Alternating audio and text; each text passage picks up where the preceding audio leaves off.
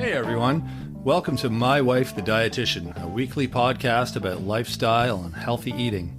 I'm Rob, and together with my wife Sandra, we invite you to join us on this informative yet entertaining journey through the complex world of healthy eating. We'll cover everything but the kitchen sink. Each week we'll discuss topics ranging from how to protect yourself from developing cancer, spicy foods to rev up the libido, to caring for your palliative grandfather with Alzheimer's. We'll also delve into more complex issues like, what the heck is oat milk? Why doesn't my butt fit into these jeans? And every guy's favorite question, will eating spinach really make it bigger? Join us each week as we strive to educate, enlighten, and entertain you.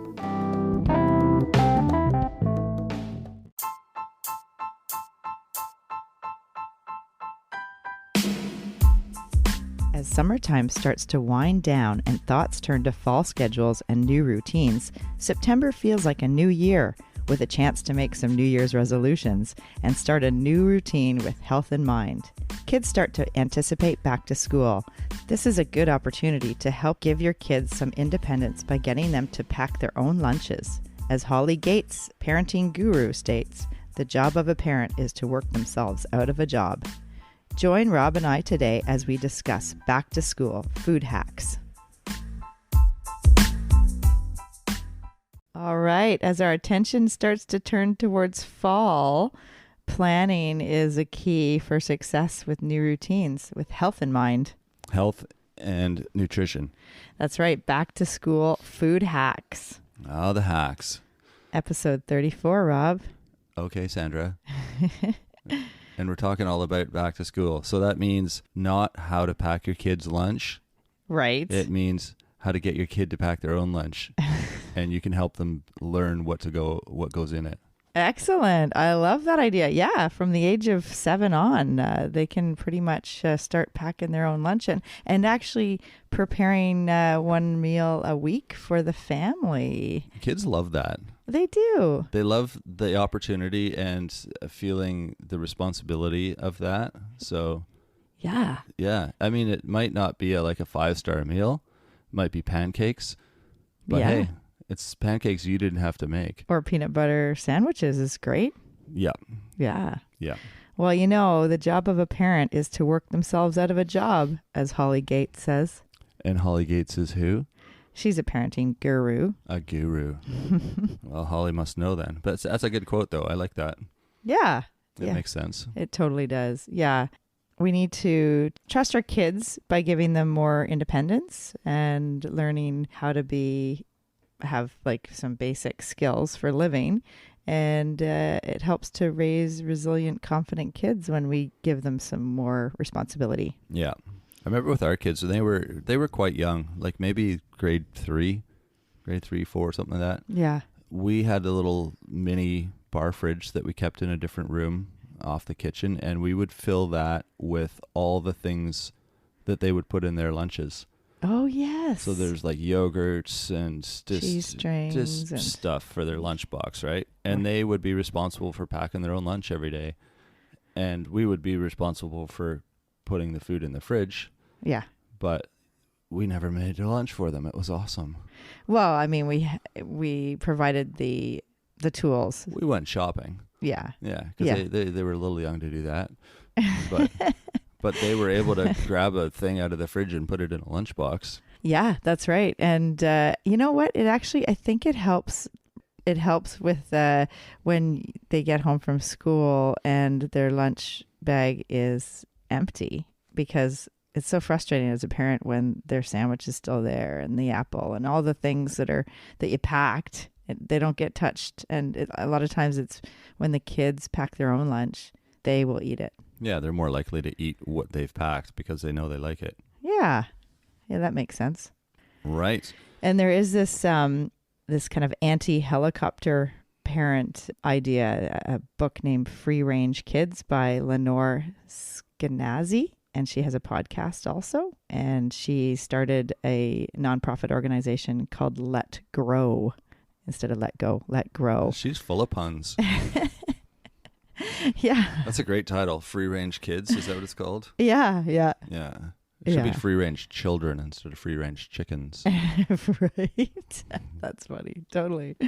Yeah. So I think it's the premise is strategies for trusting your parenting skills more, and definitely trusting your kids to make decisions. And if they, fail and they have natural consequences that aren't risking their safety, it helps them learn more independence and helps them learn to make better decisions as they, for the stages they're at. Yeah, it's a bit of a long game. I mean, you can't expect them to be perfect right out of the gate, but if you give them those chances and let them fail a few times and have some frustrating experiences along the way, maybe between you guys, then it will eventually get to a good place. Yeah, absolutely. That makes sense. That's my professional advice. You're professional as a dad. Yeah, as many years of parenting. And the job of a parent is to work themselves out of a job. So yeah, I'm almost unemployed. Yeah. You're funny. Yeah. Well, we always remember the little sign on our fridge, give the kids roots and wings. Yep. And that's like kind of similar philosophy. Like you give them the tools to success as they're young, and then they get to make their own decisions as they get older. And then hopefully by the time they are at a school, like 19, they can have wings and fly and be independent and make good decisions. And then we can be independent. Right. That's on the a beach ultimate in goal. Mexico. Yeah, looking forward to that. That's funny, Rob. All right, let's get into it here. We got a list today, I'm guessing, right? Well, yeah. Well, we're going to focus on the back to school, starting healthy habits and routines. And as September is a good time, it's almost like the start of a brand new year, like New Year's resolutions, but in September. And it almost feels more like a new year than January. It totally does. Yeah. I love the fall for that reason. Oh yeah, I know you. That's your favorite season, I think. Yeah. I'm funny that way. I really like late afternoon because things start to mellow out, and I really like the fall, like more. I guess it's late summer, like September. I love because things are just the chaos from the summer is starting to like mellow, right? But it's still nice. Yes. You're still doing all that stuff, but it's a little bit more mellow. Like the panic is off and. Right. Everything. It's not quite as hot, but still nice and true. Yeah. Yeah. It's like a routine. It's kind of like you get back into the schedules and routine, and it's kind of more organized. And summer's a bit more, you're going camping and vacations and different schedules. Like the kids aren't in school, so there's a lot of kind of flexibility with schedules and freedom. Yeah, I really like that aspect of it too. Mm-hmm. Yeah. So we're gonna. There's many aspects to health and wellness with regards to back to school and setting kids up and the family up for success.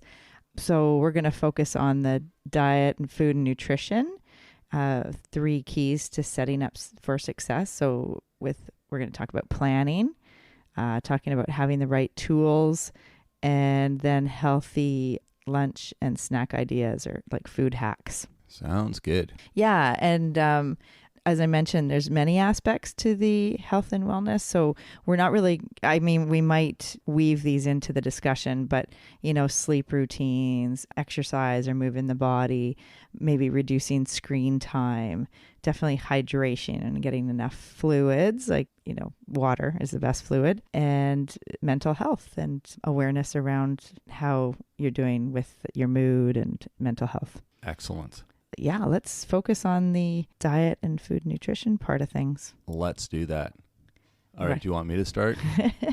We'll start with planning. So that's a big part of it. And that's kind of why we're doing this a couple of weeks before school starts, right? Because it's just, we still have 2 weeks of August to go. And, the summer's kind of winding down, the activities, and we're kind of eyes are starting to focus on the fall coming up. Exactly. And so, it's a great time. You have the time right now to kind of make a plan or get kind of starting to think about, okay, what's it going to look like when kids are back into school and there's new routines in our household. Yeah. And you can definitely, plan. Planning always helps with action and success. For sure it does. Yeah. Yeah. Yeah.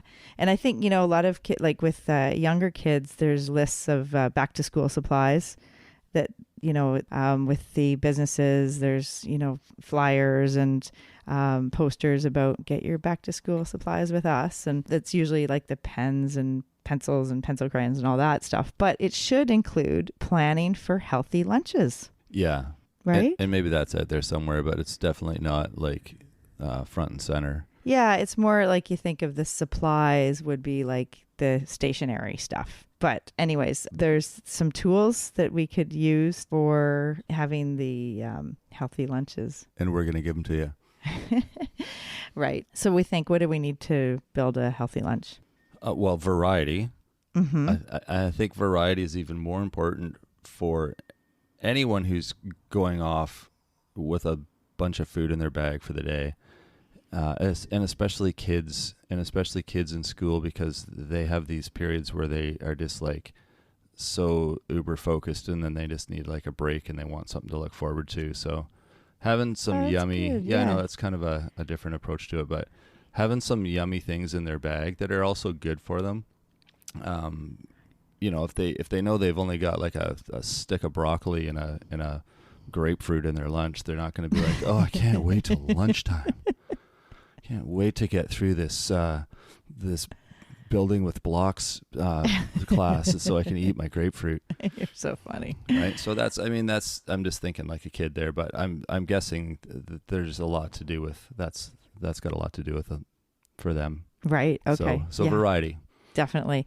Yeah. And absolutely. And when we talk at the end about healthy like food hacks and ideas for meals and snacks, we'll definitely talk about the varied lunches, and variety is a spice of life with especially Monday to Friday. You want to have some kids like the same thing every day, and that's fine, and they might grow out of that kind of food jag, but a lot of kids like different things, and that was that's definitely variety is key. With the actual school supplies, I'm thinking of like the physical things you need. So like thinking of the actual lunch bag.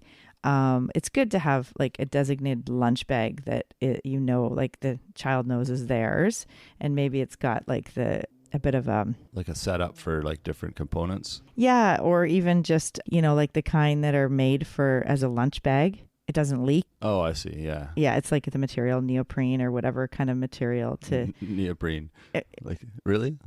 Like, well, yeah, I guess so. I just think wetsuits when you say neoprene, but right, I guess yeah, it makes sense. Yeah, or whatever kind of lunch bag that you can put. The other thing you need to buy is the freezer pack, right? You want to be sure that the whatever you're packing, and when school starts, a lot of times it's still warm out, and it's like 8 hours of, if there's a sandwich with meat in your lunch bag and there's no freezer pack, that's, a recipe for disaster. Yeah. Especially if they bring it home on Friday and you don't find it until like Monday morning when they need to go to school. You're like, right. What is that smell? Exactly. Yeah. Yeah. So good lunch bag, freezer pack, definitely containers, with lids that match, or, whatever type of container you use for, you might have the little type of, like the small ones for seeds and nuts and maybe in raisins, or you might have a kind of the square ones for sandwiches, or whatever type that you use for wraps, or whatever is in the lunch. So having a good setup with what you need for containers, and that's something that you can start thinking about and organizing before we get back into September. And make sure they bring their spoons home, their cutlery. We've lost a good chunk of our cutlery, and I'm pretty sure it's at school somewhere. I think stuff goes missing. So make sure that what they take comes home. Right. That's part of being a responsible lunch taker. I think that I'm partly to blame too. Well, you're a lunch taker as well, so yes. These rules apply to you. Yeah. Anyways, it's nice that you can come and make your meal fresh out of the kitchen at noon. I don't lose cutlery. You're right. I totally. do not lose cutlery. Exactly. Yeah. Yes. Okay. So the next huge tool to have, and this not a tool, but groceries is key. So making sure that you're like maybe on Saturday, Sunday, you want to buy, like make your list and go grocery shopping. And remember, we talked about the grocery tour, the perimeter, shopping the perimeter, episode 8, and also reading labels, episode 9. So episodes can be handy to refer back to about how to buy some healthy foods for the household, fresh, canned, and frozen. And fresh, I mean, if you're going to be using it within the 3 or 4 days, that's a good rule of thumb for fresh.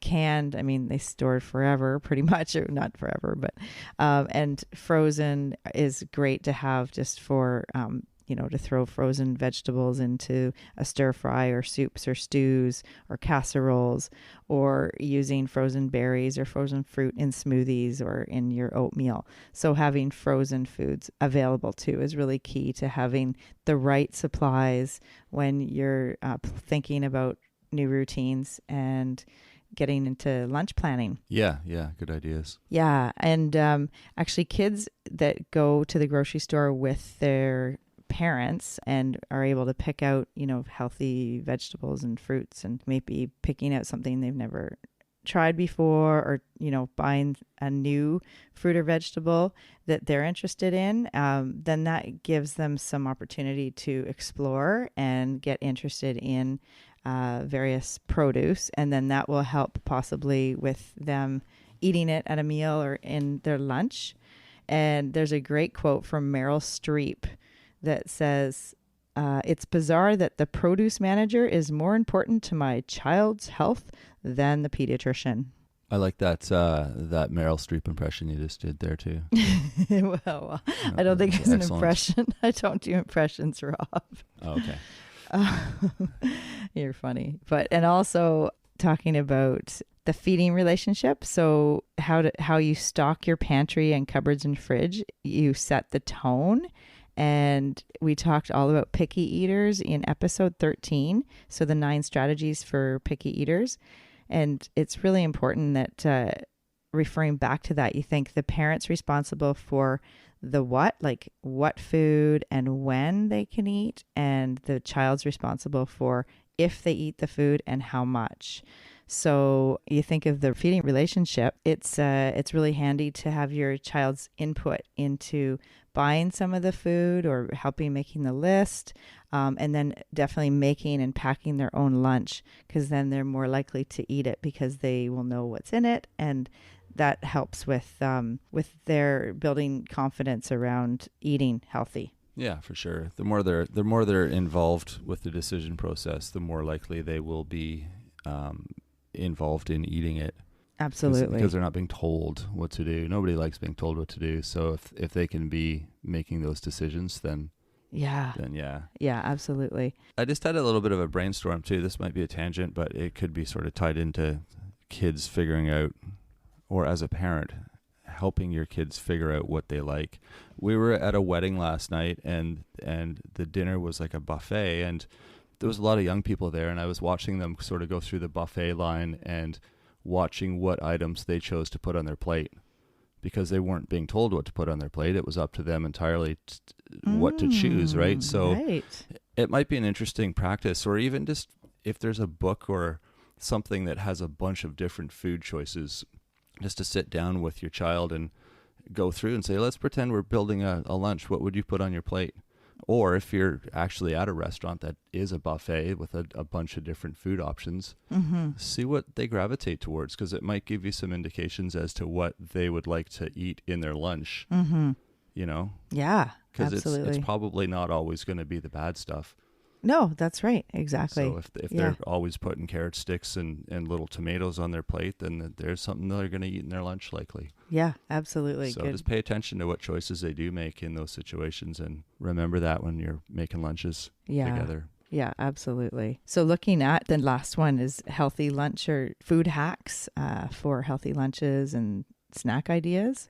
If you look at the different ready to eat foods, so I'm not talking about packaged like Lunchables or things that are prepackaged that are like high in sodium and ultra processed. I'm talking more about, like hard-boiled egg, or even like an already peeled one that maybe they've peeled. Or Right.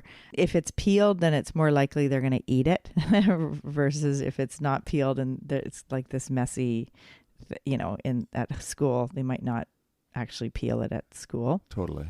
And also remember that, like, we have those pickled eggs. They're so delicious. Some kids, I mean, it's quite a Unacquired taste. it is. Yeah. I don't know if kids necessarily would like pickled eggs, but if your kids like pickled eggs, there's a great one that they can put into their lunch. And definitely the cut up veggies. So if you're in the fridge, if you're storing, once you have your supplies from the grocery store, and say you have carrots that you just have to wash and peel and cut up, and you can store them in mason jars in water. Same with celery. And so they keep ready to eat crisp, and they don't, get all dried up. Or the baby carrots, baby tomatoes, cucumbers, snap peas, broccoli, cauliflower, and then maybe a little bit of dip, like a hummus dip with the veggies. Yeah, that's a good idea too. Kids love dip. Yeah, absolutely. Adults love dip too, but yeah, I think kids, it's they sort of expect to have things to dip. Yeah, and like whole grain crackers, and try to swap the whole grain for white bread products. So, thinking. You mean swap the white bread for whole grain? Yes. Yeah, we want to eat the whole grain. Yes. Yeah. Sorry, did I say that wrong? Well, I just wanted to make sure that people weren't going, oh, get rid of the whole grains. We got to get that white bread in here. No, I mean, like, whole grain crackers, like the seedy crackers are really good, or the wraps, like whole wheat wraps or whole grain breads. Definitely, you think of the calcium rich foods. So yogurts, like if you have the little containers, and then from the big container, put, into the container for yogurt. And we did on episode 18, we talked all about calcium. So really important. Remember, it's the geriatric diseases starts in childhood. So we want to make sure our kids are getting calcium rich foods. So lunch is a good opportunity. So cheese strings, or the Baby Bell cheese, or the yogurt or milk. Those things are all great to include in lunches. Yeah, for sure. And fruits definitely is easy. It's one of those, the timeless Mother Nature's candy, having a banana or mandarin, orange or apple, pear, grapes, whatever the kids like for fruit. That's always a good thing to include. I think there's probably different strategies for eating while you're at school versus what a regular diet would be for an adult. So, because kids need to be fueled for their day, to get them through the day, to keep them awake, and do you kind of know where I'm going with this? Is there, right. Well, is there yeah. an easy answer to that? Yeah. Just like adults have cravings for sweets, Right. Kids do too. And remember in episode 25, we talked about how to curb cravings when you feel addicted to sweets. Right. So you want to prevent those like highs and lows of your energy level, possibly blood sugar fluctuations. You want to, so having a schedule of breakfast, lunch, and dinner, snacks between, because kids have smaller stomachs. And making sure you include protein at each of your meals. So breakfast, lunch, and dinner, and snacks would be good. And, making sure you're getting hydrated, and you're having those naturally sweet fruits, like the orange fruits, like an orange or dates or apple, pear, any type of fruit is good, because then you're getting that natural sweetness, but it's not like candy or, something overly processed. Right. Something that's going to give you a quick rush, and then, and crash. And crash after, yeah. Yeah. And that's the problem with some of the, at Halloween, the kids get like all the candy, and then of course they're going to take some to school for their lunch, and that's fine. But it should be more of a, once in a while kind of a treat, instead of, making sure every day they're having like candy like that, because it's probably, that's going to affect how they feel during their day, and how they perform in terms of their schoolwork. And yeah, there's treats that are healthy, but kids will still view them as a treat. So just make wise choices in that regard. Yeah, because remember, you decide what comes into the home, and how you stock your pantry, and and fridge. So that sets the tone. Yeah, exactly. And with the, I said swap the whole grain for white. I meant swap the white for whole grain. Episode 17, we talk all about fiber and how to get more fiber in the diet. And kids too. I mean, they a lot of times are eating white products and white bread. So that, even though they might like it, it's something to try to transition so that more of their grains are whole grain or have higher fiber levels, because it's just really important for them to get used to those tastes and to get more fiber in the diet, because 95% of North Americans are not including enough fiber. Right. It starts in childhood, and looking at the picky eater like the 9 strategies we talked about in episode 13, it's really important that we have health in mind when we're raising kids, not to a point that is extreme, but just setting the tone for you bring the food into the house. So just try to have a good strategy when you go grocery shopping and to get some healthy foods. Yeah, for sure. The other thing with fiber too is it's filling. So it will get you through the morning until lunchtime comes, and it will get you through the afternoon until you can get home and have snacks and dinner. Yeah, absolutely. And those, remember we last week was seeds, all about seeds. Yeah, seeds are great. Yeah, and for kids too, just like a little container of sunflower seeds or pumpkin seeds. And, those are they're powerhouse of nutrition. They have some protein, they have fiber. It's not as allergenic as some peanuts, for some people, nuts can be more allergenic. So, think about putting seeds in the lunch packs most of the time. Yeah, and just because they're small, don't let that surprise you. I mean, they are a small quantity of nuts and seeds will fill you up quickly. Yeah, absolutely. And there is a few, maybe take this time in the next couple of weeks to look up some healthy recipes for alternatives to granola bars, like the energy balls you can make on Sunday and then have for the week, or oatmeal raisin cookies or date squares or cheesy muffins or oatmeal banana bread, various types of recipes that have some really good ingredients and that are healthy snacks for kids to have in their lunch bag. Right. Looking at what we did, episode 24, how to reduce your intake of ultra processed foods. And that's a good one, just to go over what is whole minimally processed food and what is ultra processed, and trying to keep a good balance of less of the ultra processed in your household and more of the whole minimally processed foods. Yeah.